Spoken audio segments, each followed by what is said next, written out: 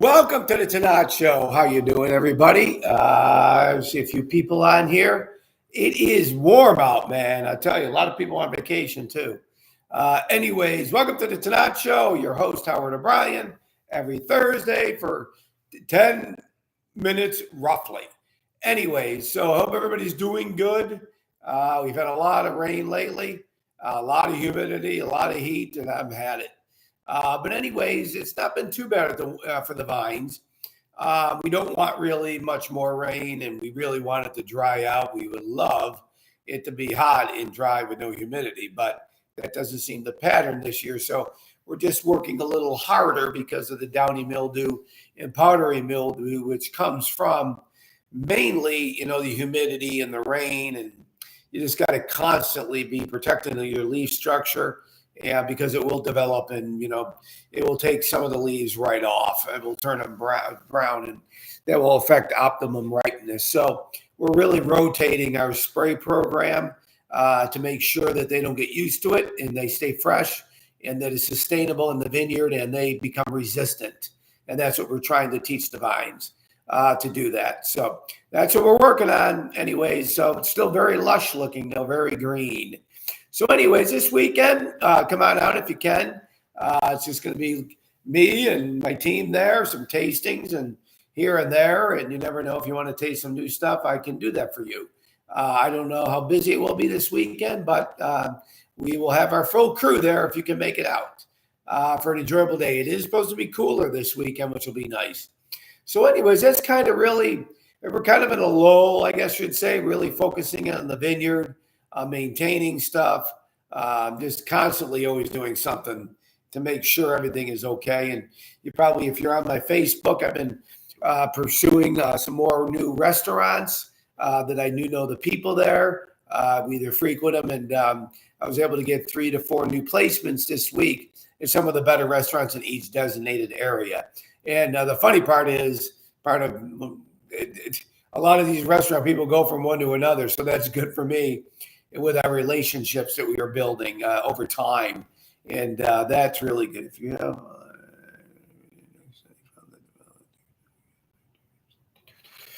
what's that again? If you have a lanternfly eggs, Virginia Tech study found that volunteer dog handler teams detected the insect's eggs masses. Well, yeah, that's interesting, actually. We've been very aggressive, the state, on the spotted lanternfly. I mean, right now they're not in their nests. Their eggs have been well laid in the spring, and then the little nymphs come out, and now you got the adults happening, and those are the ones we're kind of worried about. But, we've been pretty aggressive on it. I haven't seen tons of them, actually. I saw more last year. I think, our preparation, throughout the year now, not just us, a lot of other people that have, been detecting them and squashing them and hitting them and killing their nests and stuff like that. The cold weather, the pesticide is something that was readily available. They didn't have to create anything for it. And of course, there'll be a natural predator eventually. And that's already probably starting to happen. So we'll probably see a decrease from what we hear now. I mean, like I said, last year at this time, I saw a lot more adults everywhere. However, I haven't. But one thing that I have found, and it was by mistake, and I may have told some of you this, the carpenter bees were a lot worse than I've ever seen them this year, and it's only a couple week window where you see the bulk of them. You still see some milling around, but the bulk of them. And I was calling a woman that is a member, and she owns a big pest company. And she said, I can come over, however, but those carpenter bees are so tough because they go under, wood that is hidden and stuff like that. She goes, the best thing to do, other than a tennis racket, if you can hit them, is fill a spray bottle with water, Dawn, and white vinegar. Now, she said I always use more Dawn and white vinegar. I figured the water wasn't doing much. Well, when I went to the stairs coming up in the parking lot to do some of the spraying, I saw in the spring some like 6 of them, a nest that looked like the dirt dauber nest on the walkway coming up the wood. So I just sprayed what I had, and I was shocked. It melted the nest, and it killed the babies. They were stuck right onto the wood, the eggs. They died and then they just fall off. I've sprayed a couple of them that I've seen, and boy, the minute that stuff hits it, this thing falls and it's dead right away. It's unlike a wasp spraying a, like a, I don't know, whatever the sprays are out there for wasps and hornets and stuff. It takes them a little time to falter away. But boy, this thing takes them out quickly. I mean, the minute you spray it on them, they fall. They don't fly and they die. They like start shriveling up. So that would be something that you would want to probably keep available. We do. Now, we won't be using that in the vines, but we'll be using it as much as we can naturally, particularly around the winery and any place like that in the production building on the outside. So that is something that works like unbelievably good. I mean, and it's cheaper, it's safer, and, it does other things too. So that's a good thing. So for tonight, other than that, is we're going to taste the Arena Noah, which I love. As you know, I'm the only one that has it in a bottle, 2 years in a French oak barrel, and one of the only ones, if not the only one, growing it in the United States. And if you haven't had it, the newer one, the 20, you should have it. Wow. Very good. And it comes from the vines. It originated from the grape varietals were Tannat and Cab Sauv, and that's why it was perfect for me to grow this.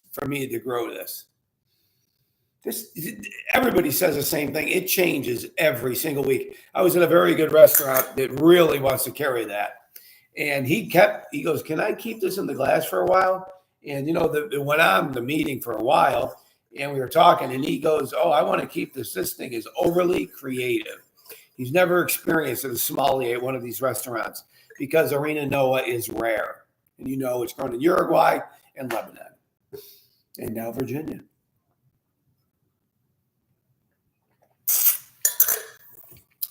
Ooh, it's got some serious tannins. Whoa, that has changed again. Wow. There's a little cherry now. There wasn't earlier or last week. Wow, interesting. Changes all the time. It's like a new wine every single week. So I can't think of anything other than the restaurant people for my book that go from one to another. We'll go out to dinner, me and Judy, and there'll be another one there, or there'll be one there. And we sometimes like that, and sometimes we do not. But I guess the longer, how long I've been doing this, out there, and that we do like going to restaurants prior to the winery opening and going while we're there, and now with the wine, I guess I'm going to meet and see a lot of those people that we have frequented a lot of those establishments. So I'm glad anyways. So that's kind of a little bit about the book thing of just connecting, and the winery has certainly done that for me. So for the competition tonight will be, you get a bottle of Luigi's Luscious Red. If you can tell me the origin of growth, the first one for Arena Noah. The origin of growth, where it originated from.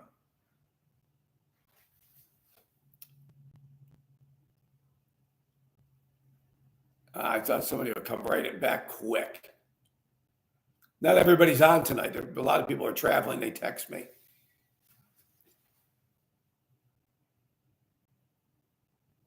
It is France, Deb. I always talk about Uruguay, and I always talk about Lebanon, because they're the ones that grow it.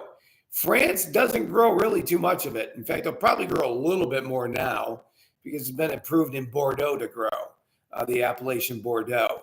But the origin of growth is France, but they do not say a designated area, which is very, very interesting because that grape has just not been commonplace for a lot of things. So it's weird that there is that, like, exactly where Cab Franc came from or Tannat came from. They know the actual specific area in the appellation, but not with Arena Noah. It's very uniquely different.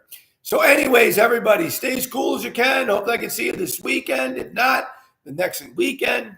We got the Cab Sauv comparison And I know Sarah and her family will be there and a few others. So everybody, God bless and drink Tannat. My music.